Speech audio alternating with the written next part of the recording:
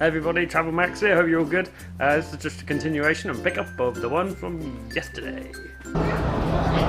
There's three ways to get to Kandy. One is by private hire, one is by train, and the other is by bus. So yesterday I got here by bus, which was 155 rupees for a 5-hour bus trip. The train is 155 rupees and a taxi is about $100. So obviously it pays to get the train and you'll save so much money. So this is second class. I had hoped I'd get a seat, but as you can see, it looks like I'm going to be standing for the next 5 hours, which should be an interesting journey. Hopefully not. Hopefully someone just decided to jump out the window because they've had enough, but we shall see. This is one of those trips where you come all this way to sit in the rain and sit in what is effectively London rush hour traffic. So no standing room on the train to London, no sitting room on the trains in Sri Lanka. And the views, well, this is meant to be one of the most spectacular railway vistas in the world by a long margin. At the moment,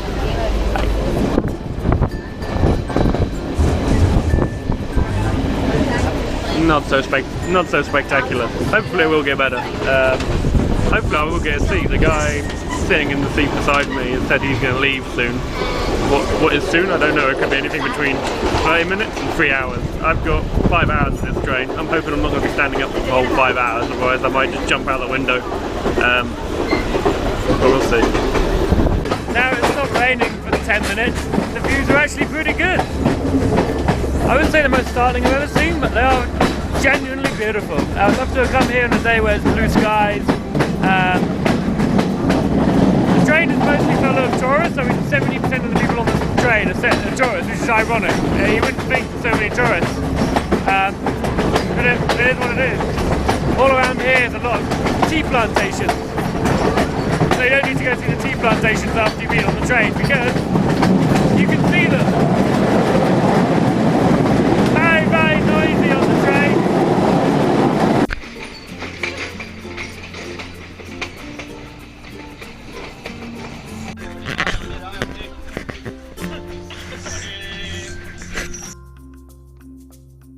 After our 3-hour train trip, I have arrived in somewhere called Ella, which is 2,000 meters high and it's cold. So I came to Sri Lanka hoping for a hot Christmas and sunshine and holiday, and it's actually 15 degrees, raining, there's been mudslides, landslides. It's Christmas Day at the moment, happy Christmas. And so my Christmas Day has been spent trying to keep warm in Sri Lanka, which is something I didn't even think I'd be doing. So I have no jumpers, no jackets. I had to go and buy a jacket today because it's so cold. I went for a curry at lunch. I'm sure it's a lovely place here. It's called Little England because the weather is so reminiscent of England, and also a very colonial town. There's a racehorse course here, which is in April has Ascot. Everyone turns up in their finery. There's a lot of British colonial hotels, so when it was a colonial outpost here, people would come fox hunting, elephant hunting, and a lot of the old hotels here very much jacket and tie, and they won't let you in.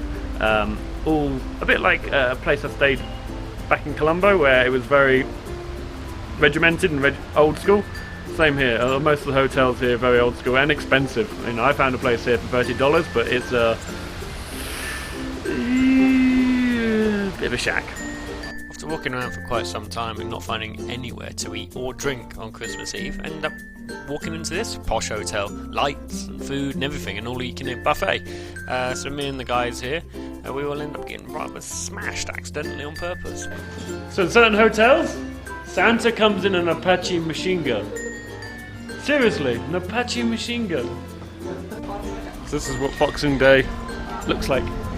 Another day, wet day.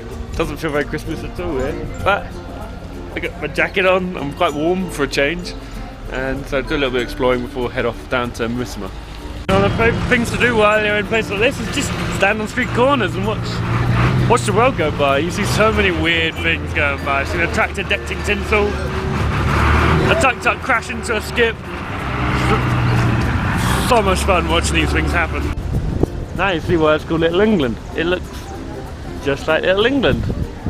This is a golf course. I haven't seen a single person actually playing golf, but I guess it's for those rich expats who come hunting foxes and elephants and tigers and all the other things they said that they used to do in the past, come and play. Bizarre. It's cold, wet, green, and it's just like being in England. Not what I came to Sri Lanka for at all. As much as I like Little England, and I think it's fabulous because it's so wet and cold and reminds me just of England, where I came from 4 days ago, I decided to move on. I had planned to stay here for 2 days, but after one night, I just can't be bothered. So I'm going to go down to Marissa, down to the coast, skipping out a few things I had planned to do, but the weather's just so rainy up here and forecast for rain for the next 4 days that I might as well just get a move on. Now I've got a choice. I could either get a bus, a train, or a taxi down to Marissa. It's about a 7-hour drive, a 9-hour train journey, or probably about a 10-hour bus ride. A bus, probably about £3.50, maybe £2.50, £3.50. So again, a bargain. Or a private hire car is about $100 for about a 7-hour drive. I've opted for the $100 option because I just in one of those days, it's Boxing Day, and I think, well, splash out once in a while. I want to get there in one piece. I want to get there today, and I want to get there where I can stop for lunch. Or see it if I see something nice, I'll stop. So that's where the adventure will pick up, probably tomorrow, when I get to Marissa.